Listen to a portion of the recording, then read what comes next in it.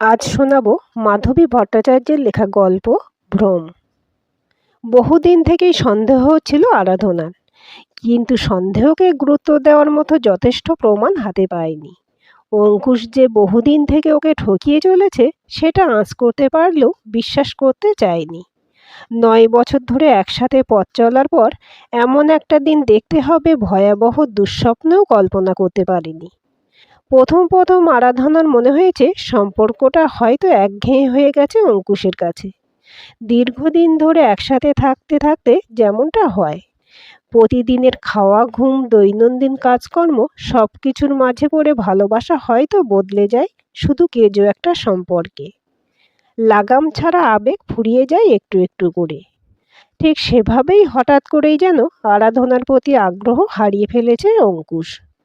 এমনকি বিছানাতেও আগের মতো ঘনিষ্ঠ হয় না। কত সাধ্য সাধনা, কত চেষ্টা করেছে যাতে সম্পর্কের উত্তাপ ফিরে আসে, কিন্তু অঙ্কুশ যেন একতাল বরফ।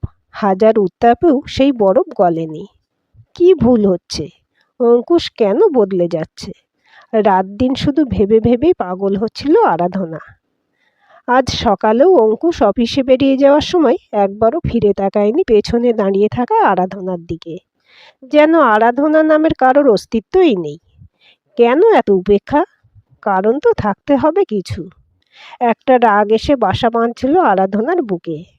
দুপুরে খাওয়ার পর অঙ্কুশকে ফোন করেছিল। প্রথমে তো ধরেইনি, 2-3 বার ট্রাই করার পর ধরলো, কিন্তু খুব বিরক্ত গলায় বলল, কি ব্যাপার, বিজি আছি বুঝতে পারো না? একটা দীর্ঘশ্বাস চাপলো আরাধনা। এই অঙ্কুশই না কিছুদিন আগেও আরাধনা এভাবে কল করলে খুশি চেপে রাখতে পারতো না। মুখে বলতো বটে, বড্ড জ্বালাও তুমি, কিন্তু খুশি যে হতো সেটাও তো বোঝা যেত। বিষাদ চেপে রেখে আরাধনা মেকি খুশি খুশি গলায় বলল, আজ একটু তাড়াতাড়ি আসবে, একটু বেরোবো ভাবছি। কোথায় যাবে? একটা মুভি দেখতে পারি, তারপর একসাথে ডিনার করে বাড়ি ফিরবো। না না, সময় নেই, ইম্পর্ট্যান্ট মিটিং আছে, আমার ফিরতে দেরি হবে, রুক্ষ গলায় বলল অঙ্কুশ। বুকের হাহাকার চেপে রেখে আরাধনা বলল, আমার যে খুব ইচ্ছে করছে, কতদিন একসাথে বেরোই না আমরা। সময় হলেই বেরোবো, নাকি কান্নার কি আছে? রাখছি ফোন, কাজ আছে অনেক। আরাধনাকে আর কিছু বলার সুযোগ না দিয়েই ফোন কেটে দিয়েছিল অঙ্কুশ। একটা অন্ধ আক্রোশে বুকের ভেতরটা ফালা ফালা হয়ে যাচ্ছিল আরাধনার। এত উপেক্ষা, এত তাচ্ছিল্য। যাক, আরাধনা একাই ঘুরতে যেতে পারে। অফিস থেকে ফিরে আরাধনাকে দেখতে পাবে না অঙ্কুশ। তাড়াতাড়ি তৈরি হয়ে নিয়ে বেরিয়ে পড়ল। কোথায় যাবে ভেবে দেখেনি যদিও, শুধুমাত্র অঙ্কুশকে শিক্ষা দিতেই বেরিয়ে পড়তে চেয়েছিল। হয়তো ওর দুর্বল হৃদয় চাইছিল যেভাবেই হোক অঙ্কুশ ওকে নিয়ে ভাবুক, টেনশন করুক। রাস্তায় বেরিয়ে কোথায় যাবে ভাবতে ভাবতে হঠাৎ মনে পড়ল বর্ষার কথা। সেই স্কুলবেলার বান্ধবী। বহুদিন ওর বাড়িতে যাওয়া হয়নি। আগে প্রচুর যাওয়া আসা চলতো, ইদানিং যোগাযোগ একটু কমে এসেছে। বর্ষা খুবই খুশি হবে আরাধনা গিয়ে হাজির হলে। মায়ের কাছেও যেতে পারত, কিন্তু মা কিভাবে যেন বুঝে ফেলে মেয়ের মন ভালো নেই, তাই ওদিকে যাওয়ার প্ল্যানটা বাতিল করলো। বর্ষাদের ফ্ল্যাটটা নতুন রং করা হয়েছে বোধহয়, ঝলমল করছে। বর্ষা বাড়িতে থাকলেই হয়। ও আরাধনার মতোই হাউসওয়াইফ। 1 বছর হলো বিয়ে করেছে, প্রেম করেই। বিয়ের 2 বছর আগে তো অঙ্কুশের সাথেও 7 বছরের প্রেম করেছে আরাধনা, কিন্তু সেই প্রেমে ছিটে ফোটাও কি আর অবশিষ্ট আছে ওর মনে? দরজা খুলে বর্ষার 2 চোখ গোল গোল হয়ে উঠল। তারপরেই ছদ্মর আগে মুখ গম্ভীর করে ফেলল। কে আপনি? কাকে চাই? আগে ঢুকতে দে, তারপর বলছি। হেসে ফেলল আরাধনা। পুরনো বান্ধবীর সঙ্গে দেখা হতেই এত মন খারাপের মধ্যেও বুকে ফুরফুরে হাওয়া। অনেক আগেই এখানে আসা উচিত ছিল। আমি অচেনা লোকে ঘরে ঢুকতে দিই না। দরজা আগলে দাঁড়িয়ে আছে বর্ষা। ঢুকতে দে, তারপর চেনাটাও হয়ে যাবে, হাসতে হাসতে বলল আরাধনা। সরে দাঁড়ালো বর্ষা। ঘরে ঢুকেই সোফায় ধপ করে বসে পড়ল আরাধনা। 1 গ্লাস জল খাওয়া আগে। কি গরম বাপরে! গম্ভীর মুখে জলের গ্লাস বাড়িয়ে ধরে বর্ষা বলল, এতদিন বাদে কি মনে করি? জলটা ঢকঢক করে খেয়ে নিয়ে আরাধনা কাঁচুমাচু মুখে বলল, অনেক দিন হয়ে গেছে তাই না? না, বেশি দিন নয়, তবে 5 মাস। বর্ষা আরো গম্ভীর। ভুল হয়ে গেছে রে, আর এমন হবে না দেখিস। তুই আসিসনি, ধরেই নিলাম অসুবিধা ছিল, কিন্তু ফোন করতেও কি অসুবিধা ছিল? ভুল হয়েছে বলছি তো, কিন্তু তুইও তো ফোন করিসনি। কেন করব? বারবার আমি করব কেন? তুই নিজে থেকে করিস কিনা সেটাই দেখছিলাম। গত কয়েক মাস ধরে কি যন্ত্রণার মধ্যে দিয়ে যাচ্ছে বর্ষাকে সেটা বলতে পারলো না আরাধনা। অঙ্কুশকে ছাড়া আর কাউকে নিয়ে ভাবার সময় পেয়েছে নাকি যে ফোন করবে? কথা ঘোরাতে বলল, এতদিন পর দেখা হলো, তুই ঝগড়াই করবি? আচ্ছা বল, কি খাবি এখন? কিচ্ছু না, এত গরম, কিছুই খেতে ইচ্ছে করছে না। দাঁড়া, লস্যি বানিয়ে দিই তোকে। লস্যি বানাতে গেল বর্ষা। অন্য সময় হলে আরাধনা উঠে বর্ষার সঙ্গে যেত, গল্প করতো এলোমেলো। কিন্তু এখন যে কিছুই ইচ্ছে করছে না। মন খারাপই বাতাসটা আবার জাঁকিয়ে বসছে বুকের ভেতর। বসে বসে ঘরের চারদিকে অন্যমনস্কভাবে চোখ বোলালো আরাধনা। অনেকদিন পরে এলো, তাও বদলায়নি বিশেষ কিছু। একদিকের দেওয়ালে ঝুলছে বর্ষা আর অঞ্জনদার বিশাল বাঁধানো একটা ছবি। ঝলমলে হাসি মুখে দুজনে জড়াজড়ি করে দাঁড়িয়ে আছে। পেছনে বরফ ঢাকা প্রান্তর, বিশাল পাহাড়। হানিমুনে সিকিম গেছিল ওরা। অঙ্কুশের সঙ্গেও এরকম ছবি আছে না? ছবিগুলো একই রকম আছে এখনো, শুধু সময়টাই পাল্টে গেছে কেমন। ঠেলে আসা দীর্ঘশ্বাস চেপে নিল আরাধনা। লস্যির গ্লাস হাতে ঢুকেছে বর্ষা। লস্যি খেতে খেতে অনর্গল কথা বলছিল বর্ষা। আরাধনা অন্যমনস্কভাবে হুঁ হাঁ করে যাচ্ছিল। একসময় বর্ষা বলল, অঙ্কুশদার কী খবর রে? অফিস থেকে ফিরে তোকে দেখতে না পেয়ে খেপে যাবে না তো? এখানে আছিস জানে? বুকটা চিনচিন করে উঠল আরাধনার। জোর করে হেসে বলল, জানে তো, অনেক চেষ্টায় রাজি করিয়ে এই আজ এলাম। বউকে একা ছাড়তে চায় না বোধহয়। ওকে বগল দাবা করেই নিয়ে চলে আসতিস। হাসছে বর্ষা। তাহলেই তো হয়েছিল। ওর সময় আছে নাকি? নিজের অভিনয় ক্ষমতায় নিজেই অবাক হচ্ছিল আরাধনা। ওর নিখুঁত অভিনয়ে বর্ষা ভাবতেও পারছে না কতটা ঘুণ ধরেছে তাদের সম্পর্কে। কথা বলতে বলতে বর্ষা হঠাৎ করেই বলল, কাছাকাছি একটা নতুন মল হয়েছে রে, খুব সুন্দর। চল, দুজনে ঘুরে আসি। কতদিন দুজনে একসাথে বেরোই না। অঞ্জনের ফিরতে দেরি আছে, চল যাই। রাজি হয়ে গেল আরাধনা। ওখানে গেলে একটু অন্যরকমভাবে সময় কাটবে, ভুলে থাকতে পারবে যন্ত্রণাটা। যত ভুলে থাকা যায় ততই মঙ্গল। কিন্তু যন্ত্রণা হচ্ছে চোর কাঁটার মতো, যতই ছাড়ানোর চেষ্টা করা যায় ততই যেন চেপে বসে মনের আনাচে কানাচে। বেশ খুশি খুশি মন নিয়েই বেরিয়েছিল। মলের ঝলমলে শোরুমগুলোর পাশ দিয়ে হাঁটতে হাঁটতে অজস্র সুখী সুখী চেহারাগুলো দেখতে দেখতে নিজের যন্ত্রণাটা সাময়িকভাবে ভুলেই গেছিল। কিন্তু ফুড কোর্টে গিয়েই পা দুটো জমে গেল ফ্লোরে। বিস্ফারিত চোখ দুটো যেন ঠেলে বেরিয়ে আসতে চাইল অবিশ্বাসে। এ কি দুঃস্বপ্ন নাকি সত্যি? বুকের কাঁপুনি বলে দিচ্ছিল দৃশ্যটা জলজান্ত বাস্তব। অঙ্কুশ বসে আছে কোণের দিকের একটা টেবিলে। একা নয়, যে সুন্দরী মেয়েটির মুখোমুখি চেয়ারটা দখল করে বসে আছে তাকে চেনে না আরাধনা। কস্মিন কালেও দেখেনি। মেয়েটার হাতে হাত দিয়ে খুব হেসে হেসে কি যেন বলছে অঙ্কুশ। মেয়েটাও হাসতে হাসতে ঘাড় নাড়াচ্ছে। দৃশ্যটার একটাই মানে হয়, যেটা কিছুতেই বিশ্বাস করতে চায় না আরাধনা। নির্নিমেষে তাকিয়ে থাকতে থাকতে চোখটা জ্বালা করছিল। বুকের ভেতরটাই মনে হচ্ছিল ভোঁতা কোনো অস্ত্র দিয়ে ঘষে চলেছে কেউ। থেঁতলে যাচ্ছে নরম মাংস, রক্তে মাখামাখি হচ্ছে। বর্ষা গেছে কফি আর স্ন্যাক্স নিয়ে আসতে। পাগলের মতো সেদিকে দৌড়ালো আরাধনা। ভিড় ঠেলে বর্ষাকে খুঁজে বের করে বলল, আমি কিছু খাবো না বর্ষা, শরীরটা হঠাৎ করে খুব খারাপ লাগছে, শিগগির চল এখান থেকে। সে কি রে, কি হয়েছে? উদ্বিগ্ন গলায় প্রশ্ন করল বর্ষা। জানি না, প্লিজ এখান থেকে বেরোই চল।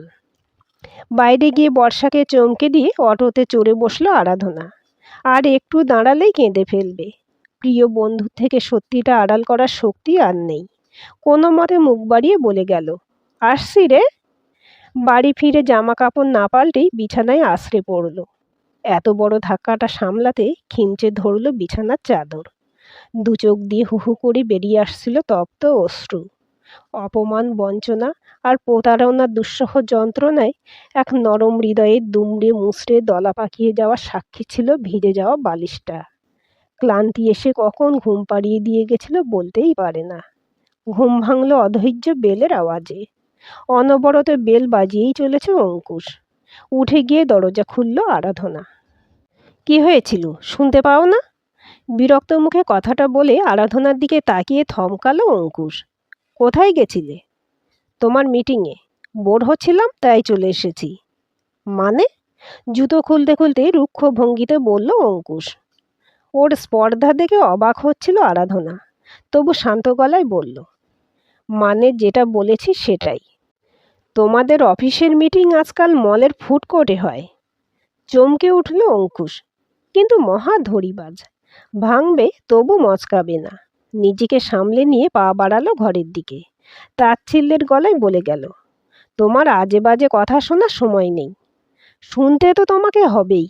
পথ আটকে দাঁড়িয়ে পড়েছে আরাধনা। মাঝরাতে কি নাটক শুরু করেছ?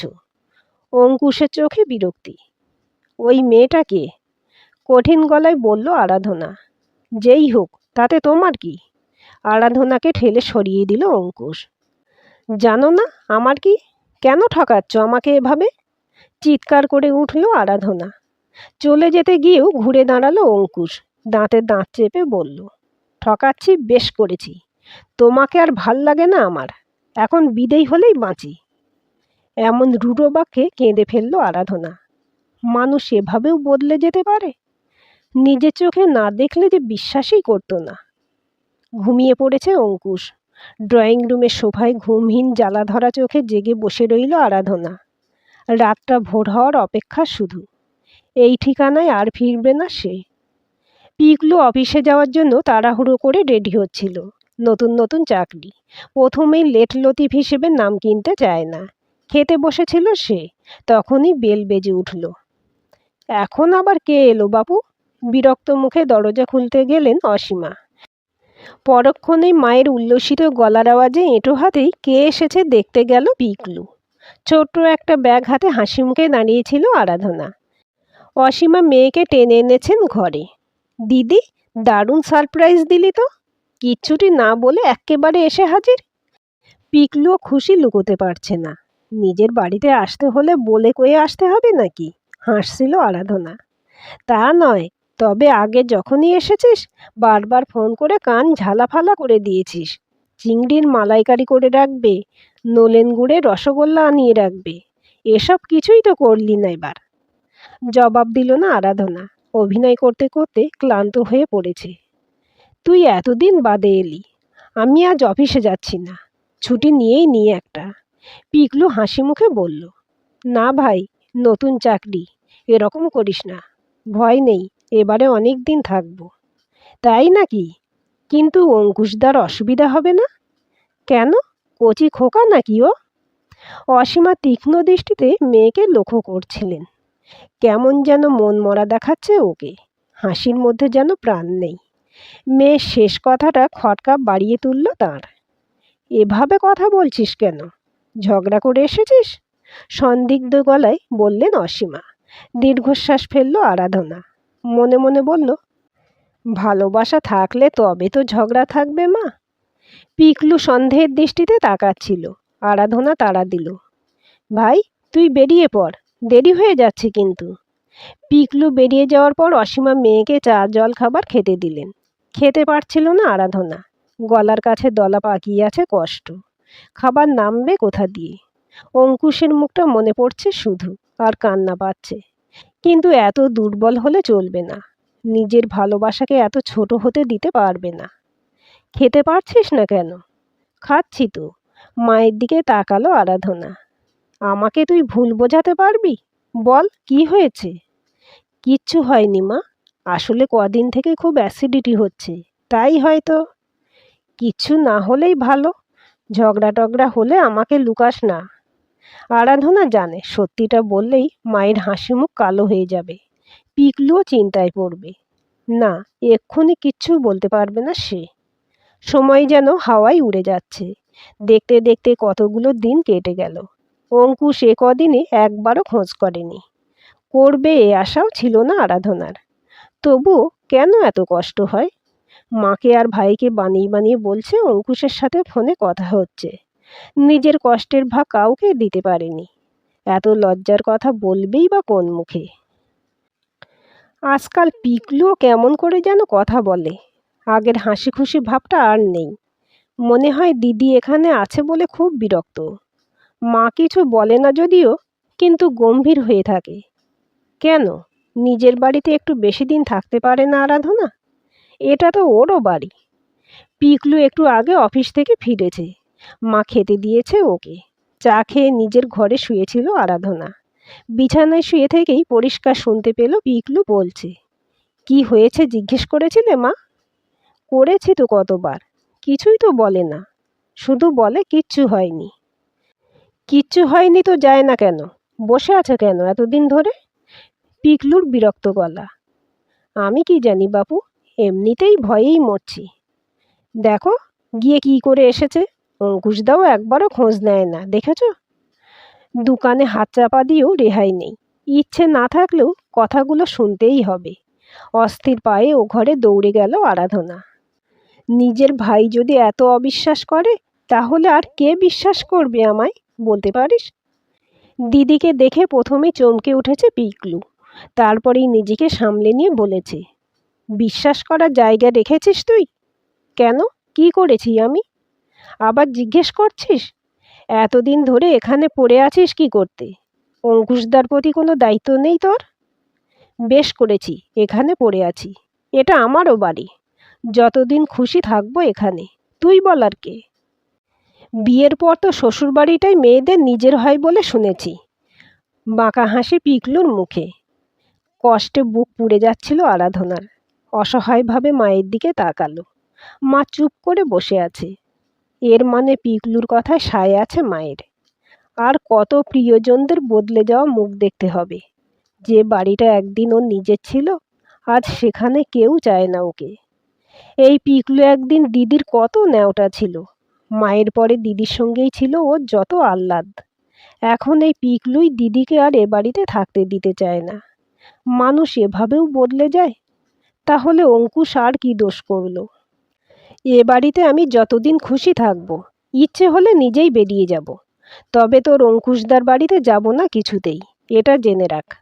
বলতে বলতে কেঁদে ফেলল আরাধনা। কেন যে নিজের পায়ে দাঁড়ানোর চেষ্টা করেনি? এতটা অসহায় তো কখনো মনে হয়নি নিজেকে। নিজের ঘরে ঢুকে দরজা বন্ধ করে দিল আরাধনা। এ বাড়ির পাটও চুকল তার। এখন যদি বর্ষাদের বাড়িতে থাকতে দেয় কিছুদিন, আর কোথাও কি যাওয়ার জায়গা আছে ওর? দিদির যাওয়ার পথের দিকে তাকিয়েছিল পিকলু। কপালে চিন্তার ভাঁজ। ভয়ে বুক কাঁপছিল অসীমার। মেয়ের কথায় পরিষ্কার সর্বনাশের ঘণ্টা বেজে গেছে। এবারে আত্মীয় স্বজন পাড়াপড়শিদের কি জবাব দেবেন? বাড়ির পরিবেশ কেমন দমবন্ধ হয়ে গেছে। এতদিন যাও বা একটা আবরণ ছিল, এখন খসে পড়েছে সব আবরণ। পিকলুর সঙ্গে কথাই বলে না আরাধনা। পিকলুও চুপচাপ থাকে। মায়ের সঙ্গে কাজের কথা ছাড়া আর কোনো কথা হয় না। নিজেকে যথাসম্ভব ঘরের মধ্যে গুটিয়ে রাখে আরাধনা। এরা কেউ চায় না ওকে। মনে পড়লেই কুঁকড়ে যায় ভেতরে ভেতরে।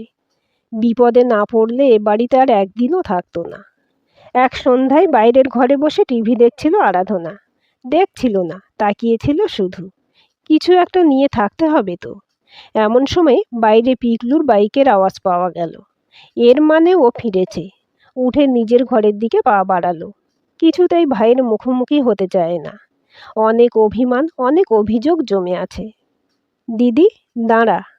ঘরে ঢুকে পড়েছে পিকলু। ঘুরে তাকিয়েছে আরাধনা। তুই কেন ফিরে যাচ্ছিস না বলতো? স্থির দৃষ্টিতে তাকিয়ে আছে পিকলু। এখানে আছি বলে খুব অসুবিধে তোর? তুই কিন্তু আসল কথা এড়িয়ে যাচ্ছিস। আমি জিজ্ঞেস করেছি তুই ফিরছিস না কেন? জবাব না দিয়ে চলে যাচ্ছিল আরাধনা। পেছন থেকে হাত টেনে ধরেছে পিকলু। বিরক্ত আরাধনা ঘুরে দাঁড়ালো কড়া কথা বলবে বলে, কিন্তু পিকলু চোখের দিকে তাকাতেই থমকে গেল। কি নরম ওই চোখ দুটো। মায়াবী ভালোবাসা ছায়া ফেলেছে পিকলুর চোখে। চোখ নামিয়ে নিল আরাধনা। গলার কাছে অবাধ্য অশ্রুবিন্দুরা ঠেলাঠেলি করছে। বেশিক্ষণ তাদের ঠেকিয়ে রাখতে পারবে না। তুই এত বোকা কেন দিদি? ওই হারামজাদাটাকে এমনিতেই ছেড়ে দিয়ে চলে এলি? তাও আবার চুপ করেছিলি এতদিন? কিচ্ছু বলছিস না আমাদের? কেন? চমকে মুখ তুলে তাকিয়েছে আরাধনা। পিকলুর চোখে ক্রোধের ছায়া। আর পারল না আরাধনা। ভাইকে জড়িয়ে ধরে ভেঙে পড়ল কান্নায়। জমিয়ে রাখা কষ্টগুলো ছিটকে এলো গলা দিয়ে। পিকলু শক্ত মুখে জড়িয়ে ধরল দিদিকে। যে এত কষ্ট দিয়েছে তার ভালো মানুষ দিদিটাকে, তাকেও ছাড়বে না কিছুতেই। অসীমা দৌড়ে এসেছেন মেয়ের কান্নার আওয়াজে। পিকলুর মুখে সব শুনে তিনি স্তম্ভিত। বোকা মেয়েটা এত কষ্ট জমিয়ে রেখেছিল এতদিন ধরে। ভাগ্যিস পিকলু খোঁজ খবর নিল কদিন ধরে। তাই তো সত্যিটা সামনে এলো। কোনো মতেই বললেন, এতদিন আমাদের বলিসনি কেন কিছু? লজ্জা করছিল মা। নিজের হেরে যাওয়ার কথা বলতে ইচ্ছে করছিল না। বসে যাওয়া গলায় কোনো মতে বলল আরাধনা। হেরে যাওয়া কাকে বলে এটাও জানিস না দিদি? হারবে তো ওই শয়তানটা। দেখিস কি করি। মেয়েটা আমাদের অফিসে কাজ করে, জানিস এটা? কোন মেয়েটা? যার সঙ্গে লীলা খেলা চালাচ্ছে তোর মহান বর। মেয়েটা জানতোই না লোকটা বিবাহিত। একই সঙ্গে দুজনকে ঠকাচ্ছিল শুয়োরটা। এবারে দায়িত্ব নিয়ে ওর জীবন শেষ করে দেব আমি। কি করবি? আমি নই, তুই করবি। লোকটার এগেনস্টে কেস করবি। ফ্রডটার থেকে ডিভোর্স চাইবি। কেস করতে হবে? পারবো আমি? আরাধনা অস্পষ্ট বলল। বোকা বোকা কথা বলিস না তো। পারবি না মানে? তোর জীবনের এতগুলো বছর নষ্ট করে দেওয়ার দায় লোকটাকে নিতেই হবে। নতুন করে জীবন শুরু করবি তুই। আমরা তোর পাশে আছি। আরাধনা তাকিয়েছিল ভাইয়ের দিকে। এই ভাইটাকেই কত ভুল বুঝেছিল কদিন আগেও। একবার বিশ্বাস ভাঙলে বুঝি এরকমই হয়। কাউকে আর বিশ্বাস করতে পারা যায় না। যে ভ্রমের মধ্যে ছিল এতদিন, আজ কেটে গেছে। আর পিছন ফিরে তাকাবে না আরাধনা। এবারে শুধু সামনে এগোনোর পালা। আজকের গল্পটি কেমন লাগলো কমেন্ট করে জানাবেন। ভালো লাগলে লাইক, হাইপ, শেয়ার করবেন। আর চ্যানেলটি সাবস্ক্রাইব করে বেল আইকনটি ক্লিক করে রাখতে ভুলবেন না।